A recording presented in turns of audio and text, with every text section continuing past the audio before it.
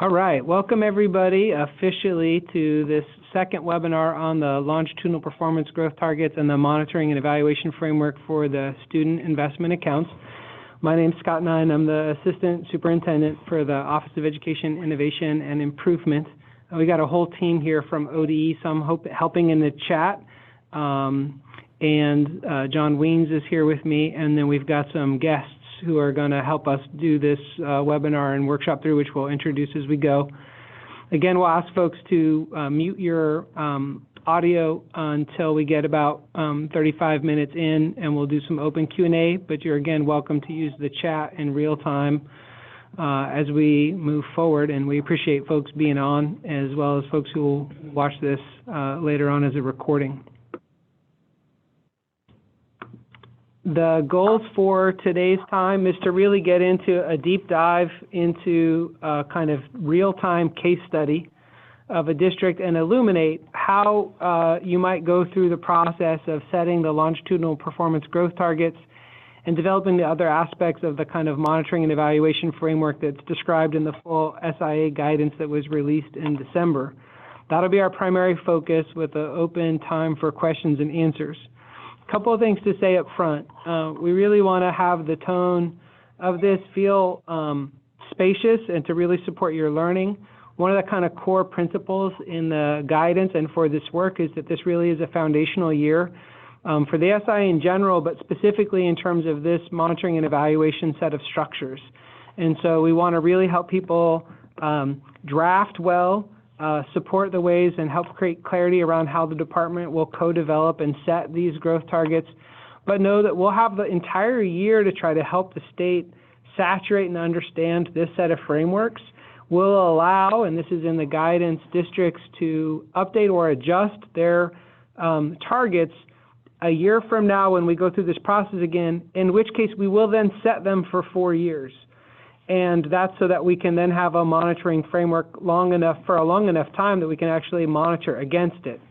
But the upside of that is while we do want folks to make their best effort this year to draft and develop, it offers a learning space for all of us and to work out any wrinkles as we do some things that are, I think, a little bit different or distinct than what's been done in the past. And so just want to kind of set that tone from the beginning. Again, a couple quick housekeeping things. This recording will come, we hope, within the next 3-4 days. We'll turn it around relatively quickly, put some closed captioning to it, and release it. So if you have colleagues who aren't on it who you think would appreciate it, you'll be able to turn and share it with folks. But we appreciate having a lot of folks on with us in real time to be able to ask questions in the chat and then to have the open Q&A at the end. The core kind of structure that we really want to make sure in people's minds, we are here to talk about setting longitudinal performance growth targets, or LPGTs as we have shortened them, as we are apt to do in education. There is 5 common metrics that are all SI applicants are asked to set, with the exception of very small districts who are under the 50/80 MW. That are beneath the floor SIA sets. We've released them from needing to do this in the guidance. But for everyone else, for each of these metrics, we're asking that folks set these baseline and stretch targets as well as gap closing targets for each of the 5. And that's really what we're going to be focusing on for the majority of this time. One way to think about it is really what we've described as a common and customized monitoring and evaluation framework. The SIA allows for a lot of different uses. The legislation calls for this setting of these longitudinal performance growth targets. So we developed a process to think about that. We're also going to deploy this new tool called progress markers, which for many people you could think of as kind of leading indicators. What are the types of changes in action, policy, behavior, attitude that you think would happen along the way to seeing the changes in those larger common metrics? So we'll use today the example that we worked with in 3rd grade reading. We're still workshopping and developing those to set them. And as we co-develop, we'll talk more about that within the webinar. But that's a kind of second tier structure. And every district will have the same progress markers for the 5 metrics, but this is a place of customization as well. So a district could add additional progress markers. So you might say there are other changes you'd hope would happen that would lead towards changes, and we'll use the example of 3rd grade reading, and you could add those. So it's a place that's both common and customized.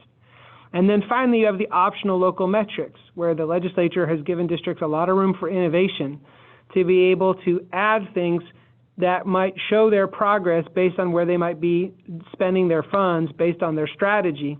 This is a way to make some of the investments have a coherent evaluation structure, because there are a number of places where you could expend SIA funds that could move the very core purposes of SIA, but might not be easily traceable to those 5 common metrics. And the local optional metrics is the category where you can essentially try to round out how you want to have your work be monitored and evaluated.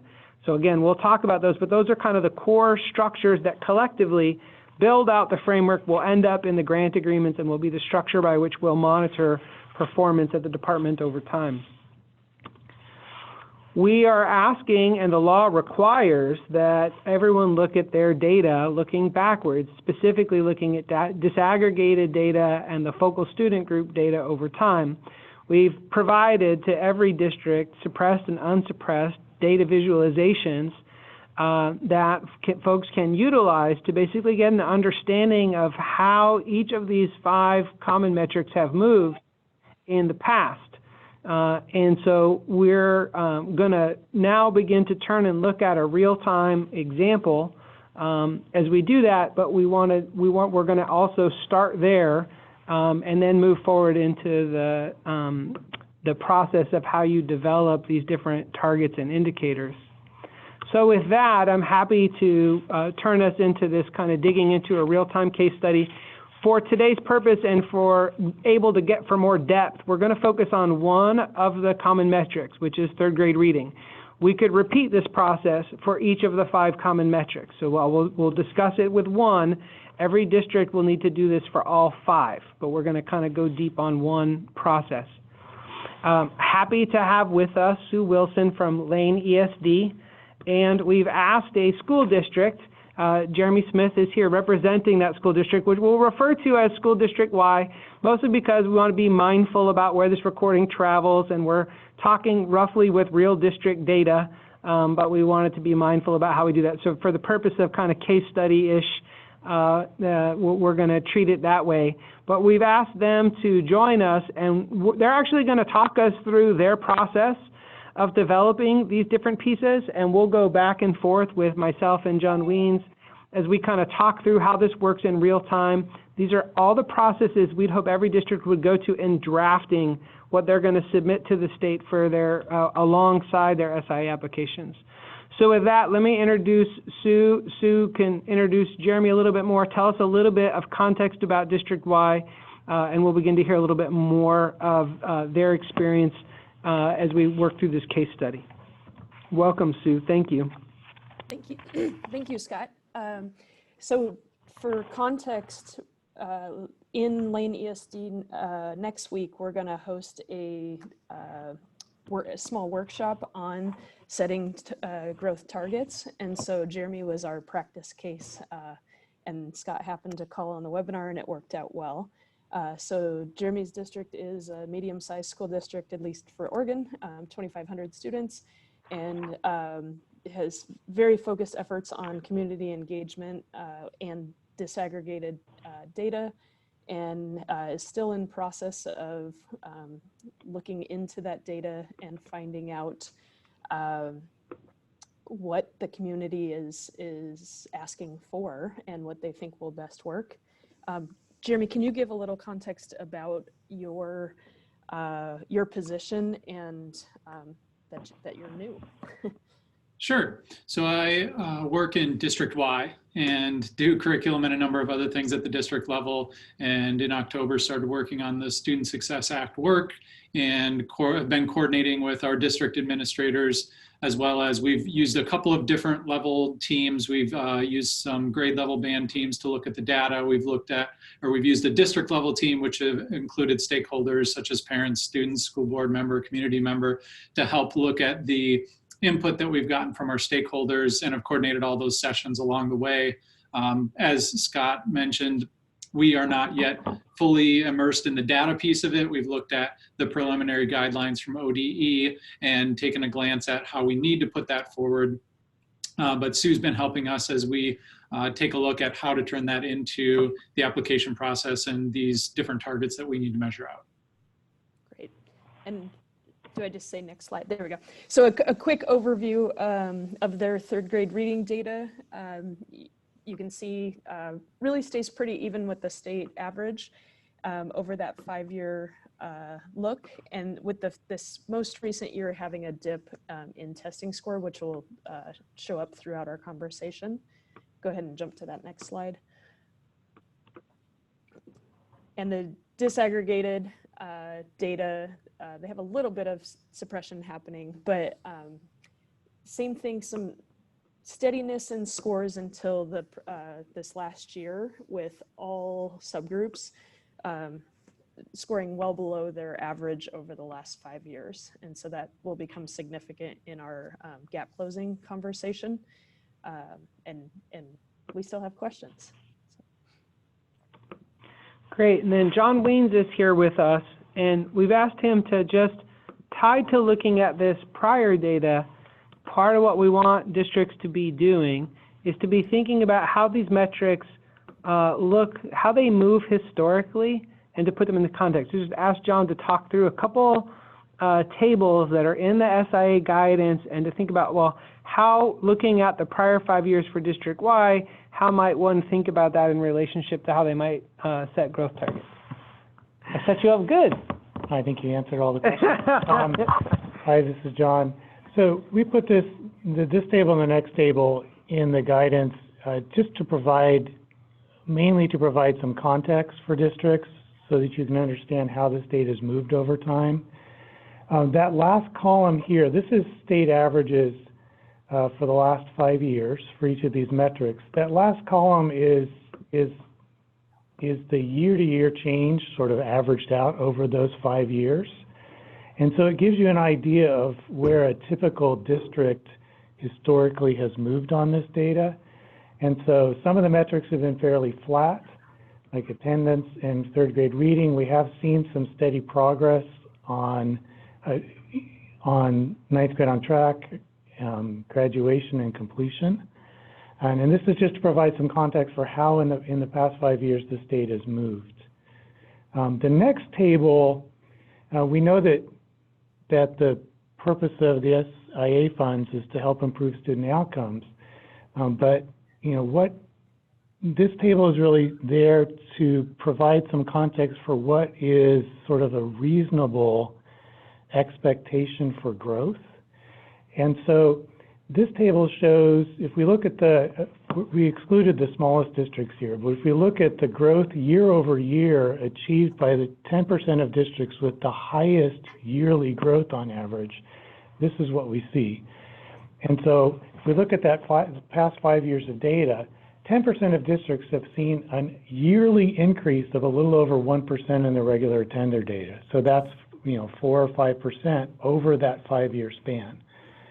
Third grade ELA, 10% of districts have seen on average an almost 4% increase year over year. You add that up over a 5-year span, we're talking 12, 15 points of growth, and that's pretty significant. And so it's important to understand this is year by year. This is not growth over that entire 5-year span. And the context is that this is pretty significant growth for districts.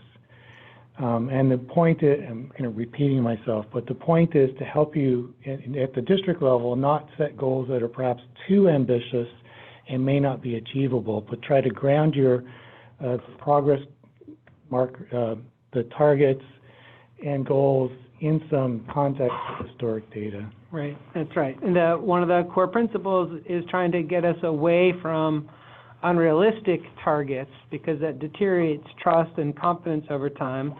And so as you're setting them to play that out, if you looked at third grade reading, if District Y, given its prior positioning, were to think about its most aggressive growth based on what the top 10% of districts, you wouldn't want to see it year by year moving higher than 3.7%, or you'd know you were already in a territory that's likely to be unrealistic. So while we want to have urgency with our work and we know that it matters, we want to try to map in a way that we think is realistic over time. So that's what that's intended to do.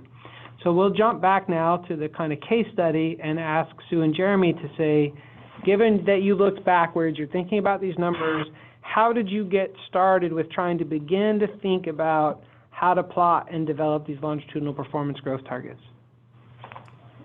Great, thanks, Scott.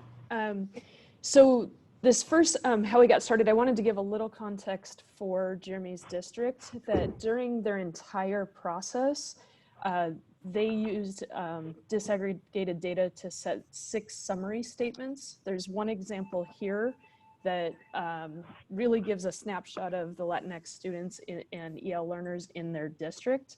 And Jeremy, can you give just a short example of how you've used that to frame all conversations? Sure. So I mentioned earlier, we've had a few different groups working on this throughout the district. The first group that we put together was about 20 staff members, and we took a look at data across all different contexts: behavior, social emotional learning, achievement, attendance, participation, graduation, all those sorts of things. And we posed it as grade level bands. So we started with kindergarten through 2nd grade and looked at what were the trends there, and then 3rd through 5th grade, middle school, and then 9th grade through post-secondary. And then we brought all of those data statements together to look at across our whole district, what trends did we see? And based off of that, we ended up with 6 different summary statements. So you see number 1 here, which relates to our Latinx population. The other 5 are representative of different populations, many of which you would expect, but the outcomes and the areas of disparities were slightly different for each of those areas. That's why we wanted to come up with 6 and not just 1 or 2 different statements. And because we looked at that really holistically in the beginning, this next step that we're talking about today, where we're honing in on just 1 grade level and these specific measures, is really going to be our next step in the work. And I'll talk a little bit more about that when we get there. Okay, next slide. So then we took the ODE data from the ODE recently released visualizations and plotted them on a template that was provided by Willamette ESD in a recent workshop. And we'll have a picture of that in a minute here. And really the questions back and forth became, what trends do we see and what's the storyline in the district? And continuing to ask ourselves in setting the baseline and stretch goals and then the gap targets, what is realistic? Go ahead and go forward. Okay, so you may have to zoom your screens here, but this is the actual worksheet we've been working on, and maybe we'll work on a cleaner copy for when it's posted, but this is the very human version. But this template shows a breakdown of the 10th through 25th, 25th through 50th, and so on percentiles of district scores. And then across the top, there is a dark black line that shows the state average for all students in Oregon. And then a dark red line that I believe is the students in poverty measure over the last 5 years. And on this same form, in the top near 45%, we plotted the 5 years of data for all students for 3rd grade reading over the last 5 years, as well as the average of 44.85%. And then in that data visualization, it gave us the current trend, which was trending down at just under 1%. It was about 0.8, if I remember correctly.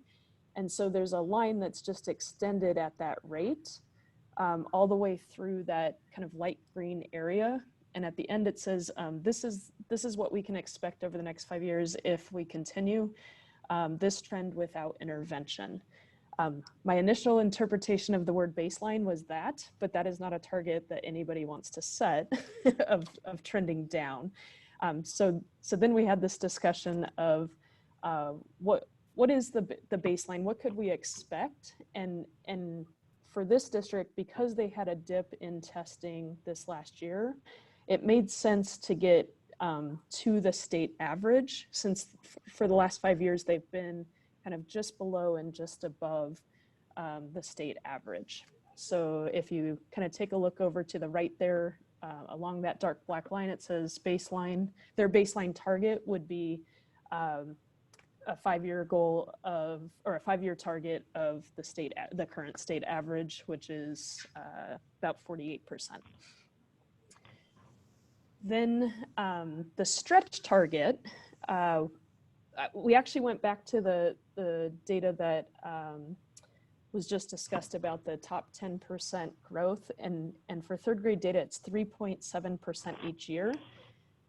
If you achieved that over 5 years, that'd be a growth of 15 to 20%, which would put this district in the 65th percentile, way above the state average. That felt super, super stretchy, like maybe not realistic. And so the background template of moving from the 50 to 70th percentile, where the state average is located, up into the 75th to 90th percentile seemed like a good meaty goal that would stretch the district and show all have all students that data target and their school in the 75th to 90th percentile. The gap setting target gets a lot stickier. As we kind of showed, the all test scores were lower last year, especially all of the underrepresented groups or focus groups, and specifically EL and SPED, or students with disabilities. I'm working on my language. Jeremy, can you share just a little context for demographics in your area, and maybe some context and/or reasons that you think scores may be lower last year? And Sure. Jeremy, just real sec before you jump in, I'm gonna go back one slide just to show you plotted on the left-hand side your focal student groups in this. I'm just going to call that out for folks. So that's as we get into this discussion of gap closing targets, it's just a useful note to see that's what that looks like based on the visualization. And then go ahead, Jeremy. Yeah, so in working with Sue in looking at that data on that particular slide and those different groups and the way they plotted out, and to see that this past year they were lower than they'd been over the last few years, or what any of those trend lines indicated, was actually new to me. I'm new to this position at the district level and lived mostly in middle school prior to this. We have had a number of turnover in our district, both at the district administrators and at the school administrator level. And so kind of thinking about, why might that be? That turnover makes a difference. We haven't had a focus recently on in reading instruction specifically in terms of professional development across the district, especially at elementary level. We've really had a focus on attendance and on implementing PBIS strategies. We've also had a pretty big influx in our Latinx population. We're only at about 12 to 15% district-wide, but recently we've gotten a bigger influx of especially the Guatemalan population.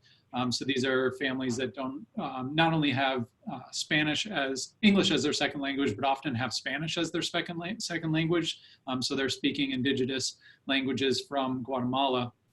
So those have created the need for different systems, and we've added staffing and we've added programs for those. But again, when you focus on one area, sometimes another area gets ignored. So this has been a good eye-opening experience in seeing oh, what we do want to find out some of those root causes. And so it'll cause us to have more conversations about what those might be as and to figure out what solutions we can put in place as we implement these initiatives with the SIA work. Great. And go ahead and go to that next slide. And within there, one back with the picture, where Scott was saying that we marked that. So the green X's show this year, and then we actually went in and with kind of dark black circles showed the average for those focal groups over the last 5 years, just to get kind of some context about where for a 5-year period they'd been scoring, and in this most current year where they scored, really in an effort to identify what's our starting spot for setting our gap target. So there's one other line on here I want to call out. We did have data for our Latinx population, and that's 5-year mark is, all 5 years are marked and the average. And then the line that extends at a much steeper decline, and at the end says, this is the Latinx trend if we continue without intervention. And so I guess I'll share that this was the stickiest part of the process, and we're still not sure if we did it right. But I underlined the number 20% there, and we felt that was kind of in that range was the average of the focal groups that we were looking at. And there's quite a few marks right around that point, including the recent Latinx scores, the EL average over a number of years, and the students with disabilities average all fell into that spot. So we thought that was a good starting place to consider setting a stretch goal.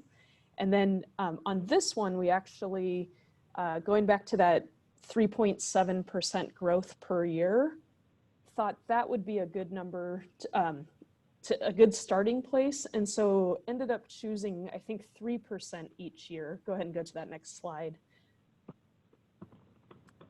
So we kind of said, hey, we think we're starting around 20%. Because we're unsure, let's say by next year, we want to be at 22%.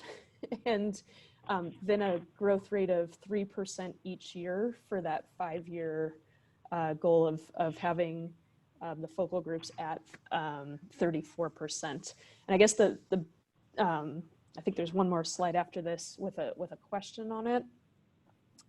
Oh, maybe not yet, but maybe we'll jump into that question in a second. But our question is, one, where do we get that number? How do we measure if we really are at 34% as time goes on? And how do we carry an intentional focus on these focal groups when we re-aggregate into a single number? Great. So we're going to take just a second, and I'll say a few things, and John might weigh in as well, to share in some parts what's clear, in some parts where there's some options, right? So the first, the rationale. So why, when we know we want people to plot the disaggregated focal groups, and the point of the law is to figure out those focal groups, why a single gap closing target? Okay, so the reason for that is that we thought for this one, when we looked at the ways these numbers play and move, the way the focal group's data plays and moves, and what would result, which is that if we asked for a stretch baseline and target for each focal group for each common metric, districts would be looking at 25 different charts and targets, and the understanding that we might actually lose the focus on closing the gap and actually not bring enough attention to the distinctions between each of the focal student groups. Each of the student groups move differently, as do the actual common metrics. The effort to try to say, how could you build one focal gap closing target? There are some options around that one. The first one is this dilemma, but it's an educator's dilemma. How do you focus your district on closing a gap that you would hold yourself to, and so your math or work around how you determine where to start and how you would monitor is the thing we actually want to bring attention to. Sometimes in the mix of all the data, we lose sight, and one of the law's central purposes is how do you close that gap? So we thought that the kind of simplicity, although it creates a new set of questions we haven't always asked, which is they do track differently, it is hard, and we know, and we'll monitor each focal group separately around how they play, but we know that it will be difficult to determine how to set them tied to the ways that you might invest your funds and the rate you choose to grow. However, having it and having some theory about how you're going to close it and how they relate to each other gives us a better place to focus and to provide some clarity over time. That said, for larger or medium-sized districts where there's enough data to be able to say, well, we actually want to have a gap closing target for each of the focal groups, or 3 of the 5, because your data bears out. There are some districts where some of the focal student groups are actually above the district average. But you could, and you're welcome to present to us, essentially like multiple gap closing targets tied to a focal group, if that was what worked for you in terms of focus. So we don't want to take away options. Again, this is where we go for common and customized. We universally want every district and applicant to have gap closing targets, but we are happy for folks to customize and really looking at educator judgment and what's going to actually do the right work in your district. So don't let the state trap your good thinking. Think through the structure and then what to present, and then we'll work to kind of match up to that. So that's kind of the headlines around it, and also a longer way of saying there's not a right way, Sue and Jeremy, to do this. There really is this set of get into the data, look at the different groups, try to figure out. I think what you did makes a lot of sense as a general way to say, okay, here's where we see, 22% is where we start, and then we would look at something like 3%, and then you could figure out how would you monitor the groups in aggregate over time, and you'd still be able to tease out the distinctions, so you could see where you'd make progress by one focal group and maybe not by another. That could inform how you would gather them. So that's the kind of basics. John, anything that you would add to any of that? I think you may have said it all, but I think one thing to think about is this gap closing target. If you look at the text of the law, it talks about asking districts to identify specific groups of students that might need more support in meeting these targets. And so, as Scott said, even if you have a single gap closing target, you still need to look at each individual student group and the supports that each individual group of students and each individual student, and look at the supports that they need to help meet these gap closing goals. Right, so the monitoring is essentially able to see how that would change over time, the focus being more on the actual supports for each of the focal groups, and then having some sense of what you think might move over time if you brought them as a unified target. All right, so we're going to come back to Jeremy and Sue in just a minute, but I'm going to say, so at the state level, when we get this effort as a draft, which is exactly kind of where we would want to be, we're going to turn and take that table and we're going to make it look something like this visualization. Now, this is not the numbers that district-wide just presented. This is what's in the SIA guidance. But you can see hopefully where it matches up. You've got basically historic data. You've got a plotting of each of the focal groups. You've got a baseline, and Sue today, I want to make sure to emphasize, baseline is not like what will happen no matter what. Baseline is essentially your, I don't want to say minimum expectation, it is your most realistic baseline of what you are aiming to accomplish. Stretch is really where you're hoping to head, and a little more aspirational, or significantly more aspirational, but still realistic. And then we're hoping that all districts will be in the space between those. Obviously, we'd love folks to trend up towards the stretch. The reason for the baseline for us at the state level is trying to think a couple years down the road around where would the state begin to intervene.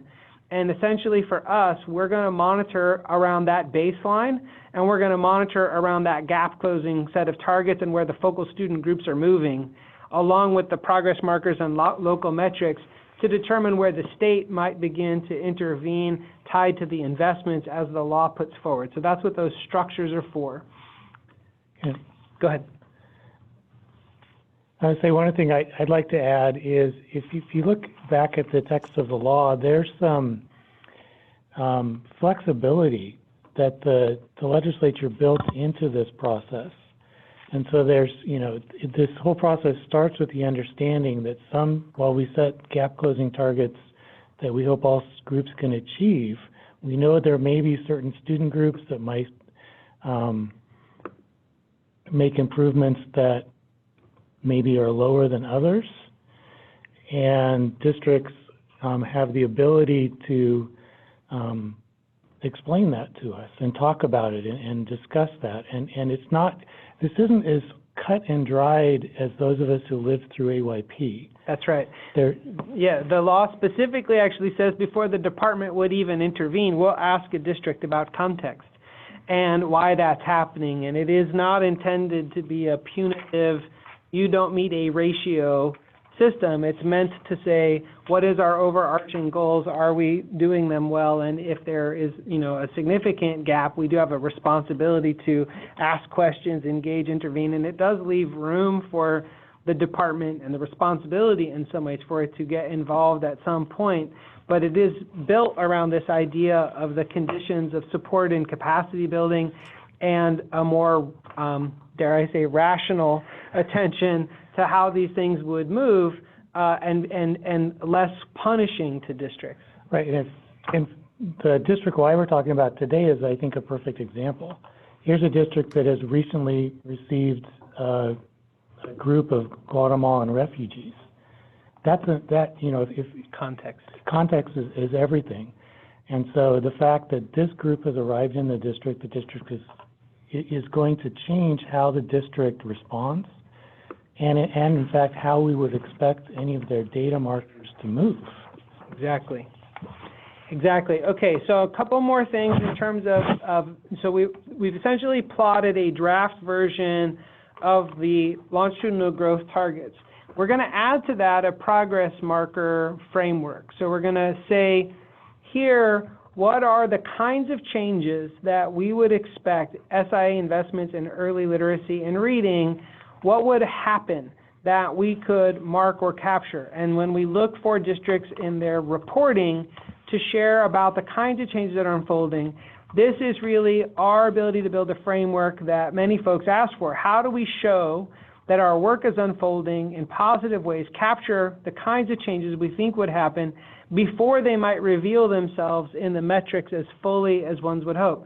We understand, as we said in the guidance, that the common metrics are kind of lagging byproducts of a healthy educational system, and they don't cover every single aspect of what a district might need to have its focus on.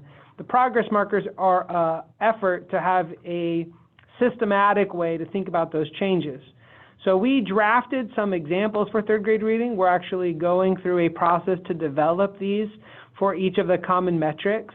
We'll workshop them throughout the whole year and continue to fine tune them so that a year from now, we feel like they'll be much more dialed in for folks, but they begin to lay out a framework. So the changes that you would expect to see would be if a district, we'd be looking at is the strategy documented and communicated?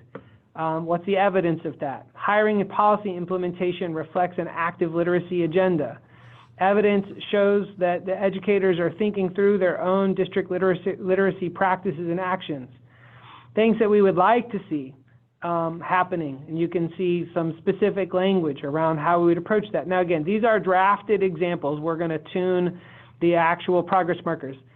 ODE will be setting those progress markers that are common for all the districts, but each district can add additional progress markers if it likes to for each of the common metrics. So this is a place, again, where you can customize. I'm going to show you, I'm going to actually skip one slide and come back to you, Sue and Jeremy, just because I think it might help people mentally track. So the way you think about this is that the numeric targets they really are the kind of larger picture of what we're going to track over time. And then the progress markers essentially fall right underneath them, right? And they would be the kinds of things we could monitor that would lead to the kinds of changes that we would see in the metrics. Taken together, that basically builds out the framework for monitoring one of the common metrics and for then each of the 5, right?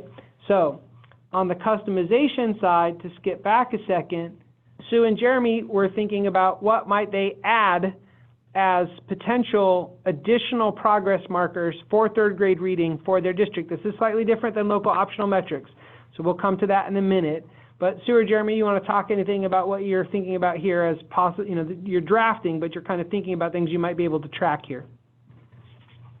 Yeah, these were ideas that had come up in conversation that I think until the district kind of hones in on what they're going to spend their SIA or build into their SIA plan, we won't know how intentional 3rd grade reading is overall, right? And so I guess these two were needs and existing and contexts that are happening, and they may or may not already be in the progress markers that are being developed.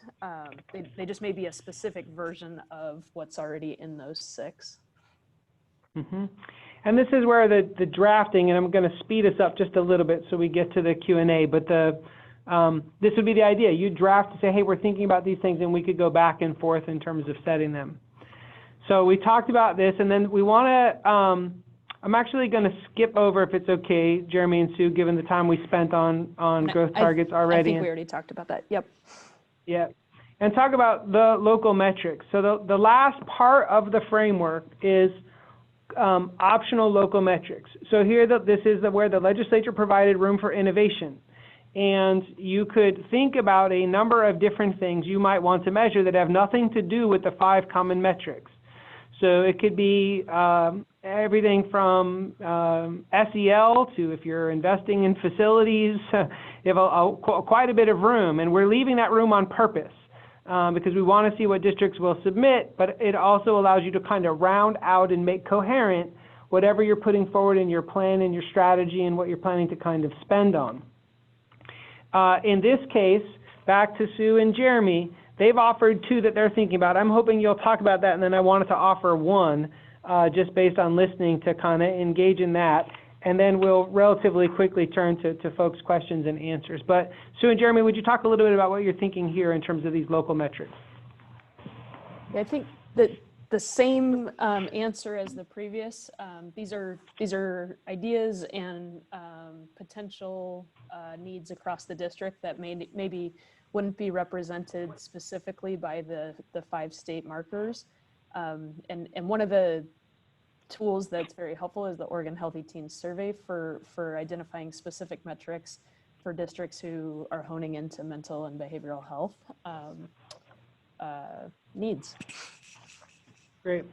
So I appreciate the Healthy Teens one. In the document we released, and maybe someone can link and put this in the chat, the Centering Mental Health, they actually named some particular items in the what's going to be called the Student Health Survey in its next iteration, but ones that districts who are attending to school climate and mental and behavioral health might be able to pull on. So you could choose to track them if that's a survey you're going to participate in. Lots of talk about 7th grade math and ways in which that might be one. The one that I would add, given the discussion about an increase in Guatemalan students, and Jeremy, your point about Spanish as a 2nd language, English as a 3rd language, you could add other measures of linguistic capability. There are some good assessments, and so we can tend to maybe see students who are language learners from a place of deficit if we're only measuring them in terms of English. But you could counterbalance that. You could use, I think they're called CALP scores. You could use other tools to show what language development's like in a primary language, and then how that's bridging in terms of language development at a different developmental rate, right? So those are all possible things to think about in terms of what you could round out based on on a district-specific kind of context. Let me offer one more thing, and then we'll go to Q&As, and then Jeremy and Sue, I'll ask you to close this the webinar with some takeaways. The last step of our process is essentially we're going to receive and draft this kind of work from each district. When districts have met the application requirements, we will move quickly into this kind of co-development. And in that co-development, we are anticipating that it will, one, look different for different districts, but two, that we'll likely do it in some waves. So we'll likely kind of gather some staff here, and we'll do 30 districts at a time. We'll let folks know that we're going to be working on that co-development. We'll be calling people, we'll be emailing, we'll be going back and forth in documents to make any adjustments and to set those agreements. Once those agreements are set, that's when the final grant agreement gets populated with that information, and then that's what will go for your board for approval, because what your board's approving is a final agreement with ODE that releases the funds, but also takes this monitoring and evaluation language and puts it into your grant agreement, and then is what we utilize to monitor. So that's kind of what that co-development part is about, and we'll be moving through that period with each district after we move through the first phase of meeting application requirements. Okay, we have 15 minutes for Q&A, and I'm going to save 2 minutes for Jeremy or Sue to offer any big takeaways, but we're going to open up here for folks to either put questions in the chat or to unmute and raise some questions, and we'll take as many as our time allows. All right, are we doing the takeaways first? Let's come back, Jeremy, to the takeaway, and we'll do the Q&A first, and then we'll have you come and close with the takeaways. So hoping folks will just unmute and jump in or offer up questions in the chat. One question is, do we need board approval? Good question. So let's talk through that. So you actually have districts have 3 points of contact with their boards over the course of the entire year. Well, they might have lots, but as it relates to SIA. So the first one is your board is going to approve your SIA plan and application and budget. The board does not need to vote and approve on the draft growth targets or this framework. In fact, we've generally encouraged people not to have the board vote on it because we're potentially going to alter or adjust it in the co-development process. You very well might want to brief your board about it because you would want to think about how your plan relates to the framework and to be thinking about it all together. But the board has to approve the plan and application and budget before districts submit on March 2nd to April 15th is the application window. When you submit, we will ask you to submit your draft longitudinal performance growth targets, optional metrics, everything that we've laid out. The form will call for you to submit. So like what Sue and Jeremy did, they would submit that, but they would submit that kind of thinking and work for each of the 5 common metrics and their local optional metrics. When we complete the review and determine that, in this case, District Y met the application requirements, we will then turn and do that co-development and finalize these, both the growth target numbers, any progress marker changes, and the local optional metrics. At that point, that goes into the grant agreement, and the grant agreement plan budget will come back to the board, and that is when the board will vote on all of this. And the board will agree to these targets and their processes. That will happen later, looking like for most boards, hopefully June at their last meeting. For districts that apply late, or if there's wrinkles in the process, it could come over the summer. So that's the way that staggers. Then the third board engagement is at the end of the year. At the end of the year, each applicant is required by statute to have a municipal audit, show how they spent their money according to their plan, and write a report about how they did and what happened in relationship to their progress markers. And that has to, again, be posted on the district website and, again, go before the board. So those are the kind of 3 main touches in the kind of SIA arc with boards. We've got another question, which is, do we need district budget committee approval? That would be a good question for your own district. So that's not the law does not require that but your own district might have processes or procedures that it wants to move through. So you'll want to be talking about that within your own district. Keep the questions coming, or feel free to unmute and jump in if you have one.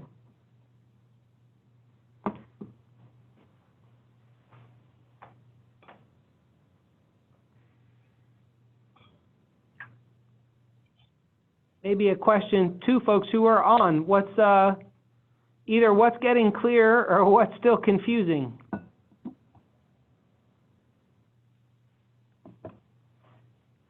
Okay, so someone was saying in the chat that they're not sure how the trend data is calculated.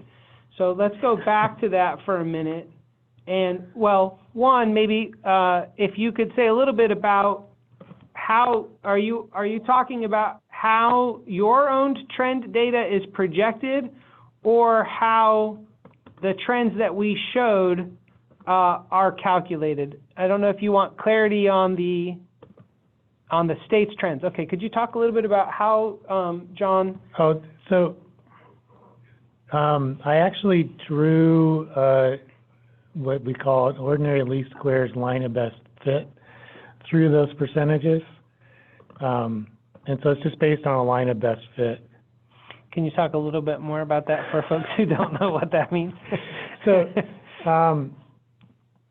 so you draw a line through the 5 points of data that gets as close as possible to all 5 of those points simultaneously. Just sort of the line that I don't know how a different way to say that, and then look at the slope of that line. And so it's kind of an averaged change over time. Thank you. Other questions I'm missing in the chat? One other one about what are districts under 50 students required to submit? Great, thank you for that question. So districts who are under 50 ADMW, so they meet the laws, what the law sets as a floor for an SIA allocation, they are released from setting the, let me go back to this. So they're released from the longitudinal performance growth target. So this top chart around stretch baseline and gap closing. But we will use the progress monitoring, the progress marker framework, and they don't have to, but they could add to that if they wanted to once it's released, and they are certainly welcome to add their own optional local metrics. So basically, they don't have to submit anything. We will use the progress markers to monitor. They can add to them, and they could add their own local metrics. But they are otherwise released just because it doesn't actually make sense. At that number of student levels, like the data doesn't work out, it doesn't track. So that's the basic structure that will be in place. Looks like another one in the chat. If we're using a local metric, for instance, the mental health survey like Panorama, do we need 5 years of data to set targets? Okay, good question. So you don't have to set longitudinal performance growth targets for an optional metric in the same way that you do for the common metrics to state. You can if that's a helpful framework for you, but the looking back at 5 years, projecting forward is only for those 5 common metrics, right? 3rd grade reading, 9th grade on track, regular attendance, 4-year graduation, 5th year completion. If you're using another tool, different tools and different metrics will offer different ways to think about progress over time, and you'd want to think about them in relationship to your investment and some explanation. Why you're going to use that tool, what you would think it would show over time, and what your projections would be. But you aren't expected to show them both 5 years backwards or 5 years forward. You'd need to show them for the extent of the grant. For this plan year, you're a 3-year plan and 1 year of execution. So what I would recommend, at minimum, you have to show what the 1 year would monitor or show. But what I'd recommend is kind of how you'd think that optional metric would work out over 3 years of your plan, and then what would happen in the first year as a rough kind of framework. But because the local optional metrics leave a lot of room, there's not like a set way to handle that. We have time for one more question if someone has one, and then we'll go to some takeaways.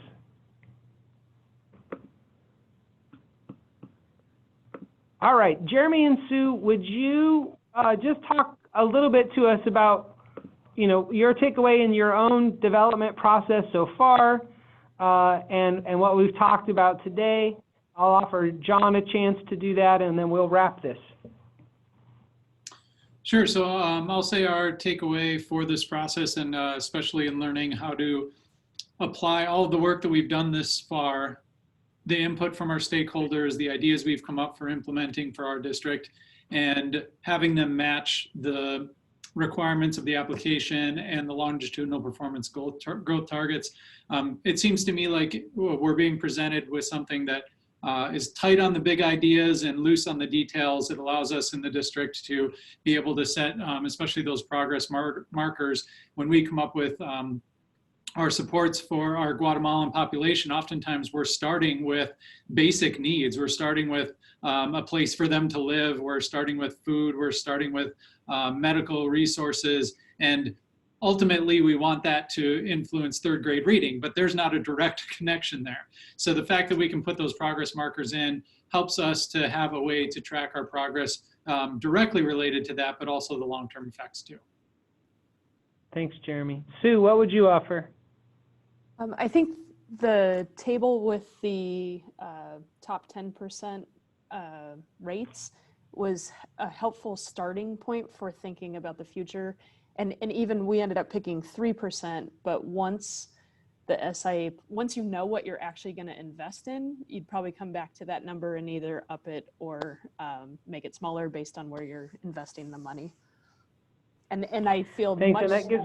oh, sorry, I was going to say, and I feel much less confined by that table with one gap closing target and allowed to put more. That's great. The one thing I'll say quickly about the setting all 5 metrics, because we're allowing districts to do tiered planning, kind of like a potential subject of another conversation and some good work on our FAQs, but essentially districts can both plan over 3 years, but also prioritize and have some flexibility to pivot, the whole plan being approved. That does underline the need for all 5 common metrics to be set well and to be thought of really about the overall ways things would move over time, but then you can kind of customize and define based on those progress markers and the optional metrics, because you could potentially be prioritizing, let's say, third grade reading, but then not be able to find the reading specialists or not be able to find the things you want, and then you might pivot to something else. And so we are wanting to make sure everyone is thinking about all 5 metrics kind of as a whole, and at the same time, Sue makes a good point, which is you still want to try to make it kind of coherent with your planning. All right, and so we know that's a tall task. So we've tried to hopefully provide the right amount of support. And Jeremy, appreciate your idea about kind of like clear and tight enough on the big ideas and the big driving values, and loose enough to try to respond to context and kind of local capacity. John, I'm going to give you the last word if you have any other things. Any takeaways from just walking this through and thinking about it? Well, I think one of my big takeaways is just I'm hoping that districts properly take into account their local context. And also, when they look at these progress markers and at the data as it moves. And another thing to remember is when you have smaller student groups, your data is going to be variable from year to year. So it's important to not be too reactionary just because perhaps 1 year of data moves a little unexpectedly. Because this data, as you can see from this example of a medium-sized district, the data does jump around from time to time. And so I would say keep the focus on the kids and the programs that you're implementing, and don't be too hyper-focused on these measures, which are sometimes indirect measures of the effectiveness of the programs that you're implementing. Yeah, thank you for that. Is that okay? No, it's beautiful. And I'd say one, I hear someone whisper in my ear around like cohort data.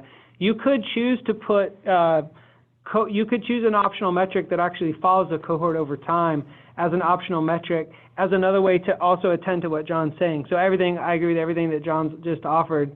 I think is really important.